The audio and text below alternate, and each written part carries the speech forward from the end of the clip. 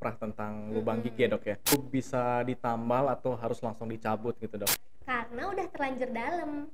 Iya. Ternyata sih, apa aja sih dok gejala gigi berlubang tuh selain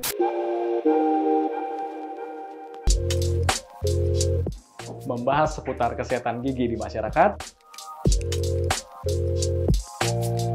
dikemas secara ringan dan santai, informatif dan edukatif. berdasarkan pengalaman dan realita di praktek dokter gigi. Bersama saya Dokter Gigi Indra Wangsa. Dan saya Dr. Gimo Renata di Tanya Tanya Dokter Dokter Gigi. Gigi. Halo, Halo dok. ketemu lagi nih dok di segmen Tanya Dokter Gigi. Oke. Jadi hari ini kita akan bahas tentang lubang gigi nih dok. Ya, karena menurut saya masih banyak banget masyarakat kita yang salah kaprah tentang lubang gigi ya dok ya. Itu bisa ditambal atau harus langsung dicabut gitu dok? Iya, jadi kita udah kumpulin juga nih dok pertanyaan-pertanyaan yang paling sering ditanyain ke dokter gigi dan beberapa pesan-pesan yang masuk ke IG klinik kita. Oke. Jadi kita akan tanya-tanya pertanyaan paling umum yang biar masyarakat tuh lebih tahu dan aware tentang lubang gigi itu harus diapain aja sih gitu Iya. dok. Jadi pertanyaan pertama nih dok, ada pasien yang mengeluhkan nyeri saat makan manis dan dingin. Apakah itu gejala gigi berlubang dok? Iya, bisa jadi dok. Karena nyeri saat makan manis atau dingin itu adalah tanda dari gigi berlubang. Gigi akan lebih sensitif saat lubang itu lebih dalam dan mendekati saraf gigi dok. Oke, apa aja sih dok gejala gigi berlubang tuh selain nyeri saat makan manis atau Iya. sensitif saat minum dingin gitu? Ya, jadi tanda-tanda atau gejala dari lubang gigi itu sendiri selain nyeri saat makan manis atau dingin, jadi nyeri saat mengunyah, lalu sampai sakit bahkan cenut-cenut tidak tertahankan gitu. Bahkan juga kalau kita sadar bahwa sudah ada lubang yang terlihat gitu dok. Oh iya, yang Iya. udah kayak kawah gitu ya dok ya bentuknya ya. Iya, Pertanyaan nomor 2 nih dok. oke. Lanjut ya, itu kayaknya sudah simple terjawab dengan dokter ya, tanda-tanda gigi berlubang. Nah yang kedua ini ada pasien mengeluhkan dok, 3 hari yang lalu sempat sakit gigi, lalu minum obat pereda nyeri, lalu sakitnya kan hilang nih dok. Iya. Masih perlu nggak sih ke dokter gigi? Tetap disarankan untuk mengunjungi dokter gigi ya dok ya, karena sakit gigi itu adalah tanda dari gigi berlubang, bahkan sudah mencapai keadaan yang lebih parah. Jadi obat pereda nyeri itu hanya menghilangkan keluhan dok, jadi tidak menghilangkan masalahnya sendiri. Oke, jadi tetap harus ke dokter gigi ya Tetap dok harus ke ya. dokter gigi. Walaupun jangan lupa nih guys, jangan lupa karena mentang-mentang udah nggak sakit, udah beraktivitas, udah santai, udah happy lagi, udah deh nggak usah ke dokter gigi. Padahal itu hanya menunda masalah ya dok ya. Iya betul. Akan bahkan lebih besar lagi infeksinya menyebar kemana-mana gitu ya nggak sih Betul. dok? Oke, selanjutnya dok, pertanyaan selanjutnya tuh bulan lalu pasien ini sempat scaling dan dibilang ada lubang gigi, tapi pasien tuh tidak merasakan apa-apa. Jadi pasien kan banyak ya pasien yang masa sih dok ada Iya, lubang iya, gigi iya. gitu masih nggak percaya dikasih Oke. tahu gitu dok. Jadi saat pasien itu datang ke dokter gigi dengan tujuan ingin membersihkan karang gigi dok ya, dokter gigi kan melihat dan mengecek secara keseluruhan ya dok ya. General check up juga ya dok Betul. ya. Jadi dokter gigi itu kan mendeteksi apakah ada lubang gigi atau tidak. Ditunjang dengan melakukan pemeriksaan klinis, bahkan juga dengan pemeriksaan penunjang seperti ronsen gigi dok. Iya benar dok. Jadi lubang yang masih ada di permukaan itu biasanya belum menimbulkan keluhan. Jadi alangkah baiknya jika dilakukan perawatan pencegahan itu penambalan gigi dok. Gitu. Jadi Oke, dokter gigi akan selalu menyarankan pasien untuk sebelum sakit mendingan dirawat ya, ditambal gitu dok. ini lebih ke preventif ya dok ya, Betul, pencegahan. Jadi biasanya tuh pasien kan ngeluh, aduh biayanya kok udah mahal banget sih di dok gitu kan, karena udah terlanjur dalam. Iya. Ternyata sudah harus banyak perawatan yang dilakukan dulu sebelum ditambal ya dok ya. Betul. Jadi lebih baik tuh nambal aja, nambal kalau masih kecil-kecil kan lebih murah ya dok. Iya. Gitu. Itu gunanya general check up 6 bulan sekali ya dok, Iya. terus sekalian scaling gitu. Oke, pertanyaan selanjutnya nih dok. Pasien bilang udah, saya sudah sikat gigi 3 kali nih dok sehari, kenapa masih ada lubang gigi gitu? Dia tidak percaya dan denial gitu. Iya. Jadi menyikat gigi itu memang benar mampu menurunkan risiko terjadinya lubang gigi dok ya. Oke. Itu kita memotong dari segi waktu.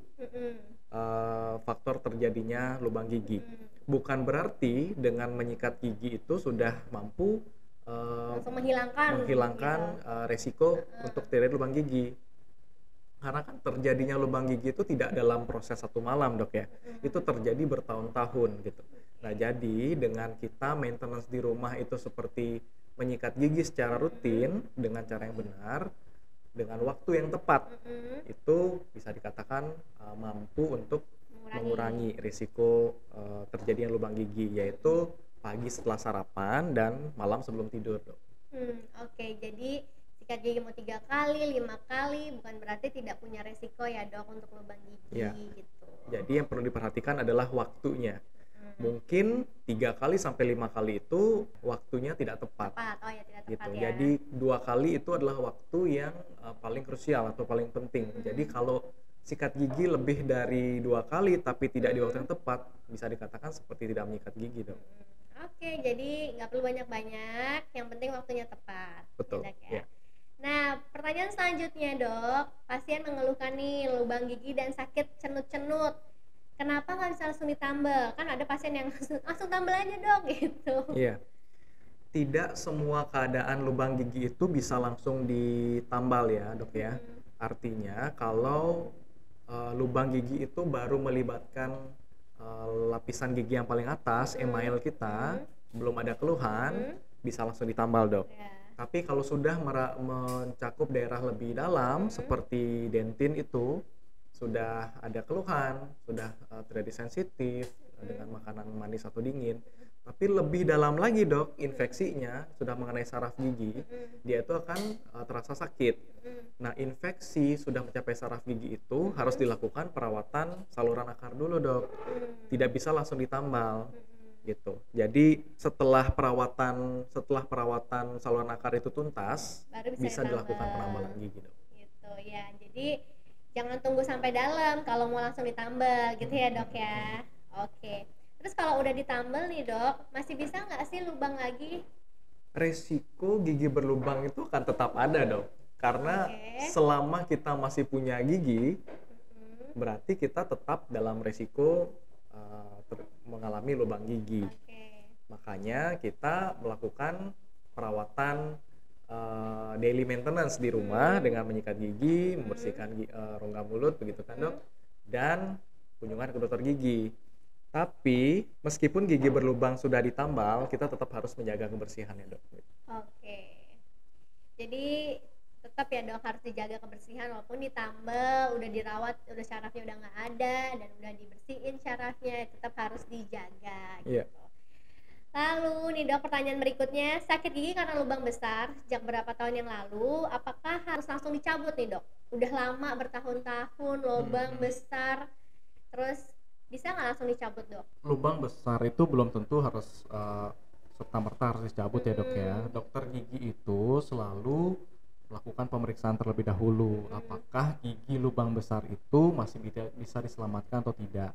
Jadi dokter gigi itu punya prinsip bahwa mempertahankan gigi asli selama mungkin itu tetap yang terbaik, Dok ya. Nah, jadi dokter gigi itu melakukan pemeriksaan apakah lubang besar itu melibatkan saraf atau tidak. Kalau melibatkan saraf, jadi harus dirawat sarafnya dulu, baru bisa dilakukan penambalan. Ternyata sudah infeksi sampai saraf gigi, apalagi ada infeksi sampai ada nanahnya, itu dilihat apakah masih bisa disembuhkan atau tidak. Jadi kalau bisa disembuhkan, kita akan lakukan perawatan, lalu melakukan penambalan. Ternyata infeksinya bisa disembuhkan, tapi mahkota gigi yang tersisa, strukturnya atau jaringannya tidak cukup untuk menahan beban kunyah, Dok ya. Nah, jadi dokter gigi akan menyarankan untuk setelah dilakukan perawatan saluran akar, dibangun ulang strukturnya, lalu di cover dengan restorasi yang lebih kuat. Itu dilaksanakan untuk pembuatan mahkota gigi, Dok ya. Seandainya lagi ternyata infeksinya berat, struktur jaringan gigi atau mahkotanya tidak cukup, dan kalaupun dilakukan perawatan itu dari segi waktu dan biaya tidak worth it, dokter gigi akan menyarankan melakukan pencabutan. Kembali lagi nih, Dok, ngomongin pencabutan. pencabutan gigi tanpa ada perencanaan untuk penggantian gigi yang hilang itu juga tidak baik dok ya, karena akan menimbulkan masalah-masalah yang lain gitu. Oke. Jadi jawaban dari pertanyaan tadi adalah kalau lubang besar harus cabut atau tidak belum tentu. Belum tentu ya dok ya. Jadi dikonsulkan lagi sama tetap dokter harus gigi. konsultasi ke dokter giginya. Karena mencabut gigi itu tidak menyelesaikan masalah selalu ya dok, bisa menimbulkan masalah ke depannya bahkan. Gitu. Betul. Oke. Lalu selanjutnya dok, pertanyaannya, kalau memiliki tambalan logam, apakah harus diganti dok? Kan zaman dulu tuh pasti tambal dengan yang tambalan metal kan dok, yang kuat, strong gitu. Nah, ada pasien yang datang udah belasan tahun menggunakan tambalan itu, perlu nggak sih dok diganti? Ya, perlu diketahui dulu dok, tambalan logam atau metal atau dokter gigi itu sering sebutnya tambalan amalgam itu mengandung bahan yang namanya merkuri. Jadi menurut penelitian merkuri itu tidak baik untuk kesehatan tubuh, itu pertama. Dan di Indonesia dok ya sudah ada peraturan bahwa disarankan untuk pengurangan atau bahkan penghentian dari bahan merkuri itu sendiri karena tidak baik dilanjutkan di dalam dunia kesehatan. Nah, lalu jika memungkinkan tambalan logam yang misalkan sudah rusak itu diharapkan untuk dilakukan penggantian dengan bahan sewarna gigi yang terbukti lebih aman dan lebih efektif dok.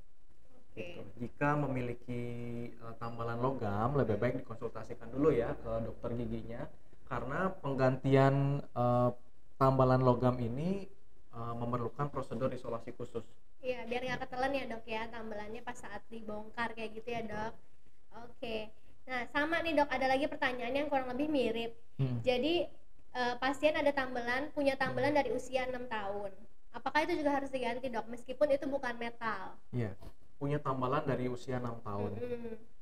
Jadi dari usia berapapun tambalannya kan kita akan tetap melakukan check up ke dokter gigi dok ya.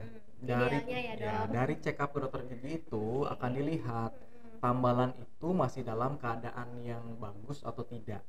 Seandainya dilihat tambalan itu dalam keadaan tidak bagus, misalkan ada keretakan atau ada kebocoran, lebih baik harus segera diganti atau dilakukan penambalan ulang. Jadi kita sebagai dokter gigi itu menyarankan untuk punya apalagi yang punya tambalan ya lebih baik rajin-rajin check up. Betul, rutin untuk melakukan check up ke dokter gigi. Jadi nanti akan dicek ada lubang gigi baru atau tidak, atau tambalan lamanya itu ada masalah atau tidak. Apalagi sudah ada keluhan, yaitu pasti harus segera dicek ya dok ya. Iya, oke dok. Sebelum nanti mengarah ke keadaan lebih parah dok.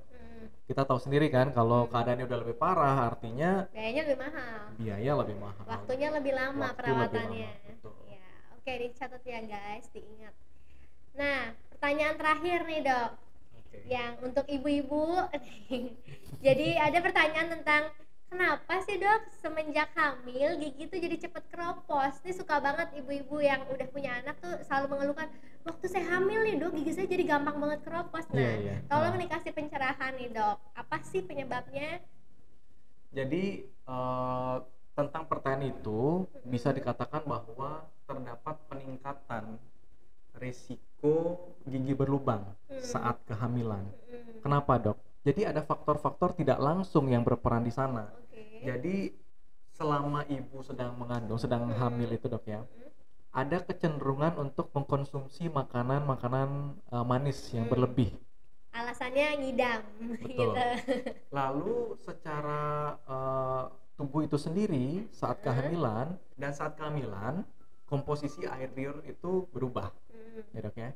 Dan pada saat kehamilan bulan-bulan pertama, yang pada saat ibu-ibu hamil itu trimester pertama ya. Trimester pertama itu kan sering muntah itu dok ya. Jadi muntahan ini ya bersifat asam untuk rongga mulut. Nah, jadi ada faktor-faktor tidak langsung yang mengakibatkan situasi di rongga mulut itu menjadi sangat tidak baik untuk gigi itu sendiri dan memudahkan gigi itu keropos, akhirnya lubang gigi. Seperti itu sih sebenarnya dok. Nah itu ya ibu-ibu ya alasannya, bukan karena anaknya yang buat bikin gigi gampang keropos gitu, enggak, karena emang ada faktor-faktor pendukung lainnya gitu ya dok. Jadi itu aja sih dok pertanyaan yang saya rangkum dari praktek dokter gigi selama ini dan beberapa pesan-pesan yang masuk. Mohon disimpulkan dok. Jadi untuk masyarakat ya, jika memiliki keluhan nyeri saat mengunyah, nyeri saat makan manis atau dingin, apalagi sampai sakit gigi yang cenut-cenut gitu dok ya, tidak tertahankan, atau bahkan sadar bahwa ada lubang gigi yang terlihat, itu jangan ditunda-tunda dok ya. Segera melakukan kunjungan ke dokter gigi untuk melakukan konsultasi dan check up. Karena kalau keadaan nya dibiarkan menjadi lebih parah, lalu keluhannya dibiarkan, nantinya akan membuat biaya yang keluar lebih banyak lagi gitu dok.